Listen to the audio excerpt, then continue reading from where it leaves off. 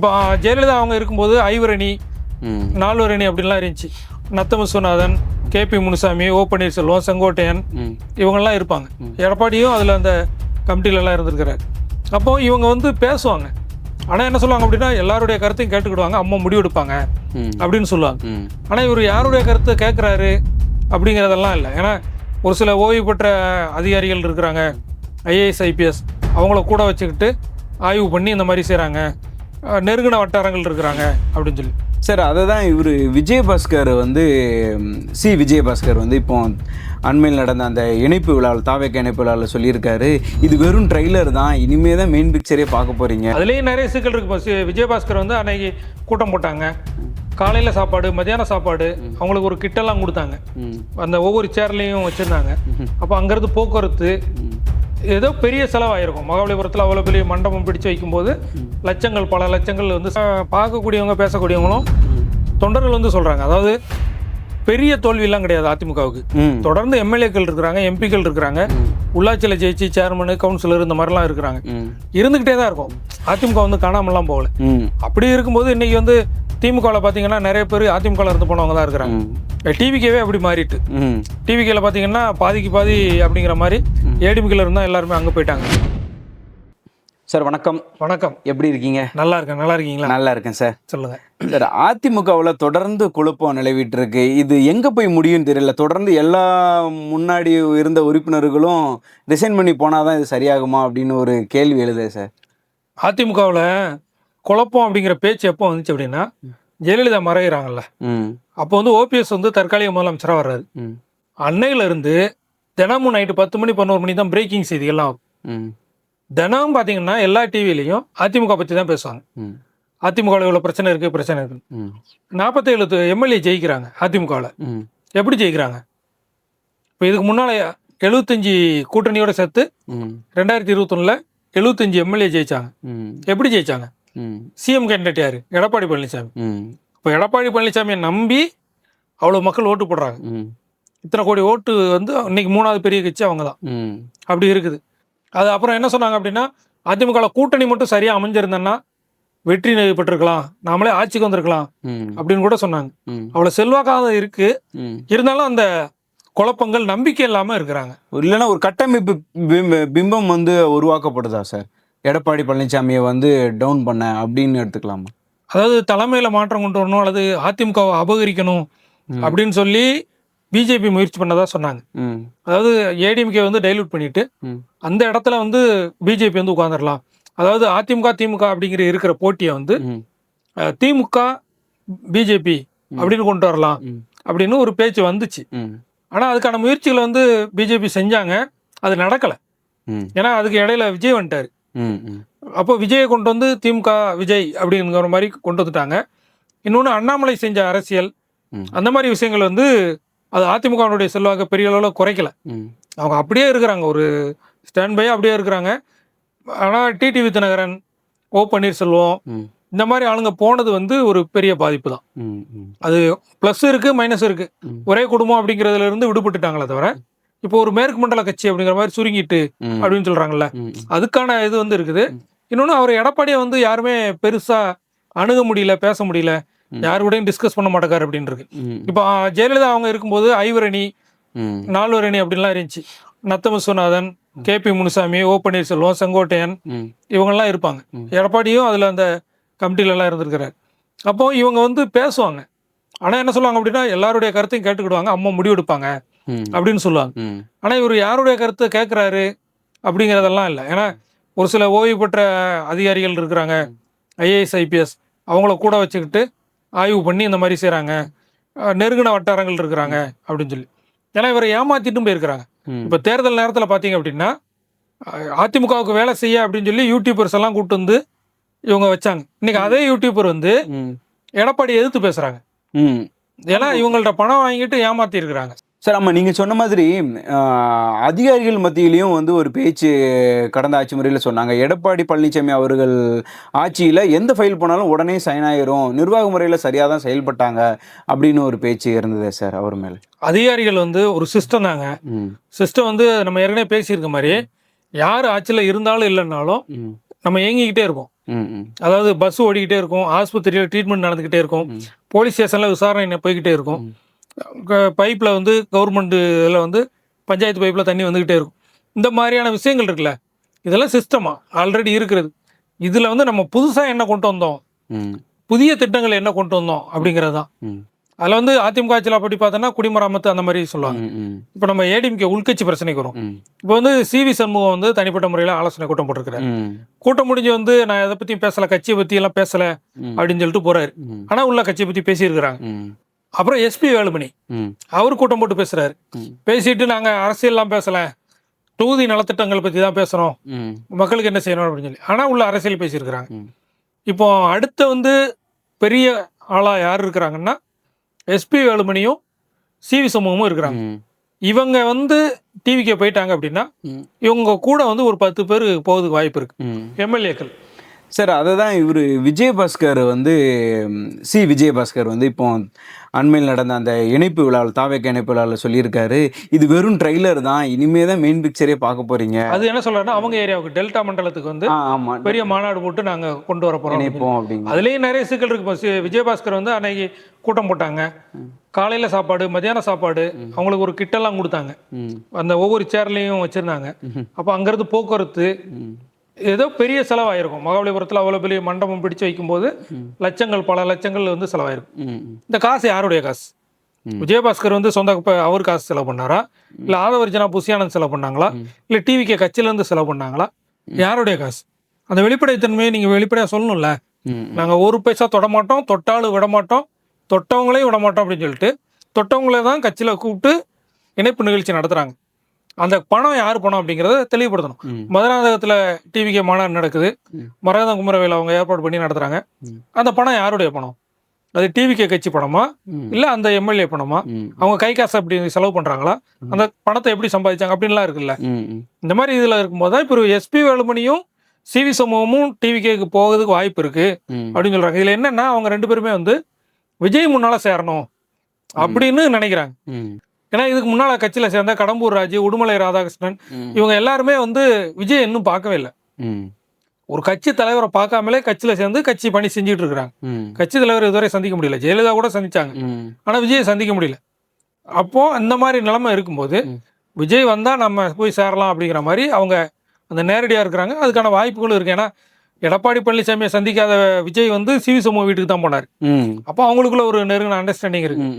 அப்படி இருக்கும்போது ஏன்னா அந்த டைமில் ஆட்சி அமைக்கிறதுக்கு ஆதரவு வந்து அதிமுக எம்எல்ஏக்கள் ஆதரவு கேட்டாங்க. ஏன்னா புஷியானந்துடைய அந்த கார் வந்து எடப்பாடி பழனிசாமி வீட்டுக்கு போனதை எல்லா டிவிலையும் காட்டினாங்க. காருக்குள்ளே யார் இருக்கிறாங்க அப்படின்னு சொல்லி தெரியல தவிர அந்த கார் வந்து தாவேகாவுடைய காரு எடப்பாடியோட வீட்டுக்கு போனது. அப்போ அவங்க வந்து அதுக்கு ஒப்புதல் தெரிவிக்கல. அந்த டைமில் தான் வந்து ஏடிஎம்கேல ஒரு டீமை மட்டும் செட் பண்ணுறாங்க. ஆனால் அந்த ஃபர்ஸ்ட் ஆப்ஷன், செகண்ட் ஆப்ஷன் சொல்லுவாங்க. முதல்ல உள்ள கட்சி வந்து டிவிக்கே தனிப்பெரும்பான்மையாக இருக்காங்க, 2வது டிஎம்கே, 3வது ஏடிஎம்கே. கவர்னர் பொதுவாக என்ன செய்வாங்க அப்படின்னா முதல்ல எந்த கட்சி தனிப்பெரும்பான்மை இருக்கோ அவங்கள ஆட்சி அமைக்க கூடாங்க. அவங்களால முடியலை அப்படின்னா அடுத்த கட்சி, அவங்களால முடியலைன்னா அடுத்த கட்சி. இவங்களால முடியலை அப்படின்னா தான், இவங்களால முடியலை அப்படின்னு சொன்னா தான் அதுக்கப்புறம் குடியரசுத் தலைவர் ஆட்சிக்கு பரிந்துரை பண்ணுவாங்க. அப்போ இவங்களும் அடுத்த ஆப்ஷன் இவங்க யோசிக்க தான் செய்வாங்க. அது பேசியிருக்கலாம், யோசிச்சிருக்கலாம். ஆனால் அப்போ வந்து சிவி சண்முகமோ எஸ்பி வேலுமணியோ விஜயபாஸ்கரோ வந்து சொல்லலை அதிமுக கூட்டணி பேசுறாங்க அதனால நாங்கள் வெளியில போறோம் அப்படின்லாம் அப்போ சொல்லலை. எல்லாருமே இந்த ஒரே குற்றச்சாட்டு தானே, ஒரே குற்றச்சாட்டு. ஏன் அன்னைக்கு பாண்டிச்சேரி ரெசார்ட்ல இருக்கும்போது சொல்லியிருக்க வேண்டியதானே? பாண்டிச்சேரி ரெசார்ட்ல சிவி சண்முகமா இருக்கட்டும், வேலுமணியா இருக்கட்டும், இணைஞ்ச விஜயபாஸ்கர்களா இருக்கட்டும், எல்லாருமே என்ன சொல்றாங்க, திமுக அதிமுக சேர்ந்து ஒரு கூட்டணியை வைக்க ஆரம்பிச்சாங்க, இதுதான் எங்களுக்கு பிடிக்கல, இதனாலதான் நாங்க விலகணும் அப்படிங்கிறாங்க. இப்போ நம்ம குடும்பத்துல ஒரு பிரச்சனை வருதுங்க, உங்க வீட்டுக்கு நான் வர்றேன், வீட்டுக்குள்ள வச்சு நீங்க ஒரு விஷயம் சொல்றீங்க, எனக்கு பிடிக்கல, நான் என்ன செய்வேன், அதோட கிளம்பி போயிடுவேன். சரி 2 நாள் பார்ப்போம் அப்படின்னு சொல்லி வீட்டு திண்ணையிலே உட்காந்துட்டு இருந்துட்டு உங்களோட சாப்பிட்டுட்டு உங்க வீட்டிலே தங்கி இருந்துட்டு 1 வாரத்துக்கு அப்புறம் போன வாரம் அவர் இப்படி பேசுறாரு அதனால எனக்கு பிடிக்கல நான் வீட்டை விட்டு கிளம்பி போறேன்னு சொல்லுவாங்கல்ல, அப்படிதான் இருக்குது. அதாவது இவங்க ஒரு பேச்சுவார்த்தை நடத்துறாங்க. ஏன்னா பாண்டிச்சேரியில ரெசார்ட்ல போய் தான் ஏடிஎம்கே எம்எல்ஏக்கள் எல்லாம் தங்கியிருந்தாங்க. அந்த டைம்ல யாருமே இதை பத்தி பேசல, ஏதோ ஒரு எதிர்பார்ப்போட இருக்கிறாங்க. 5 அமைச்சர்கள் விஜய் கொடுக்க போறாரு அப்படின்லாம் பேச்சு வந்துச்சு. அப்போ இந்த பக்கம் பேச்சுவார்த்தை நடந்திருக்குது, அந்த பக்கம் என்ன நடந்திருக்குது அப்படிங்கிறது முழு விவரம் யாருக்குமே தெரியாது. எல்லாமே ஒரு யூகமா பதில் சொல்றாங்க. இப்போ நான் எனக்கு ஒரு காரணம் வேணும் சொல்றாங்க, அது நடந்திருக்கலாம், நடந்தாலும் தப்பு கிடையாது அது. ம், ம், ஏன்னா மக்கள் வந்து ரெட்டலைக்கு ஓட்டு போட்டு எடப்பாடி பழனிசாமி முதலமைச்சராக வாங்கணும்னு தான் ம், மரகதம் குமரவேலும் இசக்கி சுப்பையாவும் ம், ஜெயக்குமாரும் ஜெயிச்சாங்க. ம், விஜயபாஸ்கர், இந்த விஜயபாஸ்கர், அஞ்சாவது விஜயபாஸ்கர் ம், எதுக்கு ரெட்டலைக்கு ஓட்டு போட்டாங்க, ம், எடப்பாடி முதலமைச்சர் ஆகணும்னு ஓட்டு போட்டாங்க. ம், ஆனா இவங்க என்ன செய்றாங்க, விஜய் முதலமைச்சர் ஆகணும்னு தான் மக்கள் ஆதரவு கொடுத்துருக்காங்க. அப்போ அந்த மக்களுடைய தீர்ப்பை மதிக்கணும், ம், மக்கள் தீர்ப்பை மதிக்கணும், மக்களுடைய உணர்வை மதிக்கணும்னு சொல்றாங்கல்ல. எம்எல்ஏக்கும் அதே தானே, மக்களுடைய உணர்வு என்ன, ரெட்டலை ம், ரெட்டலை தானே ஜெயிச்சது. ஆமா. அப்ப நீங்க அங்கேயே இருக்க வேண்டியதானே, ம், ஏன் அதை விட்டுட்டு திரும்ப வர்றீங்க அப்படின்னு. ம், அது இடைத்தேர்தலில் அந்த முடிவுகள் வந்து தெரியலாம், மக்கள் என்ன நடவடிக்கை எடுக்கிறாங்க, ம். என்ன தீர்ப்பு சொல்றாங்க அப்படின்னு சொல்லி தெரியும். சார், அப்புறம் இந்த எஸ்பி வேலுமணி வந்து குற்றச்சாட்டை நம்ம வந்து பார்க்க வேண்டியதாக இருக்குது. என்ன அப்படின்னா, இப்போ இவங்கெல்லாம் இணைஞ்சிட்டாங்க, அவர் இணைய போகிறாரு அப்படின்ற ஒரு செய்தியும் போய்கிட்டு இருக்கிற இடத்துல, இந்த மாவட்ட செயலாளர் பொறுப்புகள்லாம் வந்து இவர் அண்மையில் தூக்கிடுறாங்க ஆதரவு கொடுத்ததுக்காக அப்படின்னு சொல்லி, இப்போ இபிஎஸ் கூட இப்போ துணை பொதுச் செயலாளர் பதவியும் கொடுத்துருந்தாங்க. ஆனால் அவர் இது ஏற்றுக்கல. அப்படி என்னை நம்பி வந்தவங்கள வந்து நீங்கள் வந்து ஏமாத்திட்டீங்க, அவங்களுக்கு எந்த பதவியும் இல்லாமல் எனக்கு மட்டும் பதவியா அப்படின்னு ஒரு குற்றச்சாட்டு வச்சிருக்காங்க. நம்பி எங்கே போனாங்க, நம்பி நீங்கள் கட்சி பணி செய்ய போனோம், ம், களப்பணி செய்ய போனோம் அப்படின்னா அந்த உங்களுக்கு உரிமையோட நீங்கள் கேட்கலாம். நம்பி இன்னொரு கட்சிக்கு போயிட்டீங்க, கட்சி மாறுறது மாதிரி தானே. கட்சி தாவல் தடை சட்டத்தில் நடவடிக்கைக்கு ஆளாக வேண்டியவங்க ம், மன்னிப்பு கடிதம் கொடுத்து தானே அவங்க உள்ள வர்றாங்க. ம், அதே போல் இன்னைக்கு விஜயபாஸ்கர் வந்து மன்னிப்பு கடிதம் கொடுத்து தான் எம்எல்ஏ பதவி தக்க வச்சார். ம், தக்க வச்சுட்டு திரும்ப ரிசைன் பண்ணுறாரு. ம், ம், இப்போ எஸ்பி வேலுமணி சொல்கிறாருன்னா, கோயம்புத்தூரில் 10 தொகுதி ஏடிஎம்கே ஜெயிச்ச தொகுதி. ம், இப்போ ஏடிஎம்கேயின் கோட்டை அப்படின்னு சொல்லக்கூடிய கோயம்புத்தூர், ம், அங்கே தொண்டாமுத்தூர் மட்டும் அவர் மட்டும் தான் ஜெயிக்கிறாரு. ம், அப்போ நீங்கள் பெரிய நான் தான் கத்து, மாவட்ட செயலாளர், கோயம்புத்தூரே என் கண்ட்ரோலு அப்படின்னு சொல்லுங்க. டிவிகே 3 பேர் ஜெயிச்சு போயிட்டான். செந்தில் பாலாஜி உங்கள் ஊரில் வந்து ஜெயிக்கிறாரு. ம், டிஎம்கே வந்து 3 தொகுதி ஜெயிக்குது. ம், அப்போ அங்கே என்ன நடக்குது, ம், அவங்க மேலே கட்சியாக நடவடிக்கை எடுத்துருக்கலாம். ஆனால் அவங்க ஒரு மரியாதைக்கு துணை பொதுச் செயலாளர் பொறுப்பு கொடுத்துருக்குறாங்க. ம். அதை அவர் எஸ்பி வேலுமணி வந்து காப்பாற்றிக்கிடல அப்படின்னு தான் சொல்லணும். அவர் அதையும் சொல்றாரு.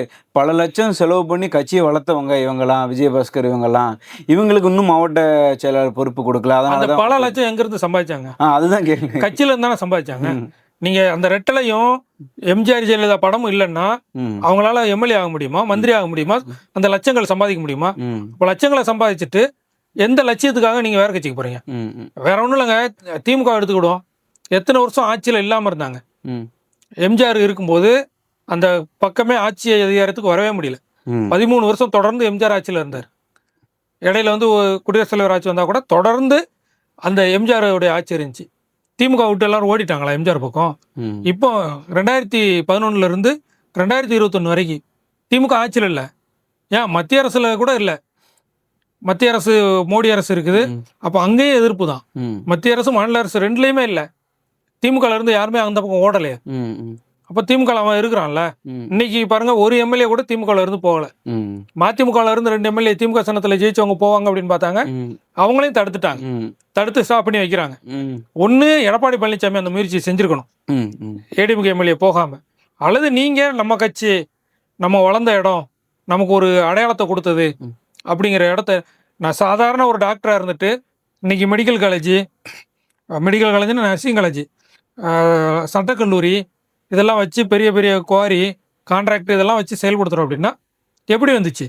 ம், எல்லாரும் தான் உழைக்கிறோம், எல்லாரும் எப்படி உழைச்சி அவ்வளோ தூரம் முன்னேறாங்க? ம், அப்போ கட்சியினுடைய சப்போர்ட் இருக்குது, ம், கவர்மெண்டுடைய சப்போர்ட் இருக்குது.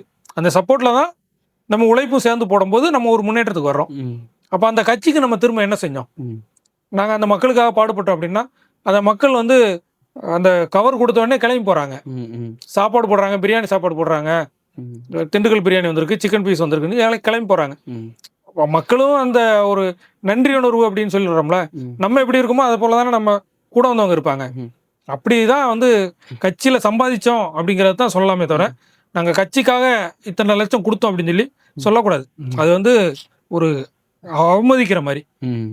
இப்ப நீங்க சொல்ற மாதிரியே பார்த்தீங்க அப்படின்னா, அதிமுகவோட பொது வெளியில அந்த தொண்டர்களுமே மத்தியிலயும் இப்ப இதுதான் பேசுறாங்க. இங்க எல்லாருமே வந்து துரோகிகள் தான் வெளிய போயிட்டு இருக்காங்க. இன்னும் வந்து அதிமுகல எழுச்சி இருக்க தான் செய்யுது. எடப்பாடி பழனிசாமி அத பெருசா காட்டல. அவரு வந்து நான் இன்னும் இப்ப துரோகிகள், அவரும் அதான் சொல்றாரு. துரோகிகள் தான் வெளிய போயிட்டு இருக்காங்க. அதிமுக வந்து எழுச்சி கண்ட இயக்கம். இது மறுபடியும் இது வந்து மீண்டும் மீண்டும் எழுந்துகிட்டு தான் இருக்கும் அப்படின்னு ஒரு ஒரு ஒரு ஃப்ரெஷ்ஷா வந்து அதிமுகல பார்த்துட்டு இப்போ இருக்கோம். நம்ம பார்க்கக்கூடியவங்க பேசக்கூடியவங்களும் ம். தொண்டர்கள் வந்து சொல்றாங்க. அதாவது பெரிய தோல்வியெல்லாம் கிடையாது அதிமுகவுக்கு. ம் தொடர்ந்து எம்எல்ஏக்கள் இருக்கிறாங்க, எம்பிக்கள் இருக்கிறாங்க, ம் உள்ளாட்சியில் ஜெயிச்சு சேர்மனு, கவுன்சிலர் இந்த மாதிரிலாம் இருக்கிறாங்க. ம் இருந்துக்கிட்டே தான் இருக்கும். அதிமுக வந்து காணாமலாம் போகல. ம் அப்படி இருக்கும்போது இன்னைக்கு வந்து திமுகவில் பார்த்தீங்கன்னா நிறைய பேர் அதிமுகவில் இருந்து போனவங்க தான் இருக்கிறாங்க. டிவிக்கேவே அப்படி மாறிட்டு. டிவிகேல பார்த்தீங்கன்னா பாதிக்கு பாதி அப்படிங்கிற மாதிரி ஏடிஎம்கேல இருந்தால் எல்லாருமே அங்கே போயிட்டாங்க. இப்போ அடுத்து உள்ளாட்சி தேர்தல் வந்ததுன்னா 60% ஏடிஎம்கேக்காரங்க தான் ஜெயிப்பாங்க. சின்னம் தான் வேறையா இருக்கும். அந்த மாதிரி போய் நிற்கிறாங்க அங்கே போய் ஜெயிச்சேன்னா. அப்போ இந்த மாதிரி நிலைமை இருக்கும்போது தொண்டர்கள் வந்து ஸ்ட்ராங்கா இருக்கிறாங்க. ரெட்டலை எங்க இருக்கோ அங்க இருப்போம், எனக்கு எடப்பாடியை பிடிக்க முடியாது, அது ரெண்டாவது அப்படிங்கிறான். ஆனா என்ன அப்படின்னா இன்னைக்கு டிவிக்கே நினைக்கிறான்ல ஏடிஎம்கேவை அழிச்சிரும் அப்படின்னு சொல்லி. ஏடிஎம்கே வந்து காணாம போயிரும், டிவிக்கேவா மாறும் அப்படின்னு சொல்லி ஆதவர்ஜனா மேடையிலே பேசுறாரு.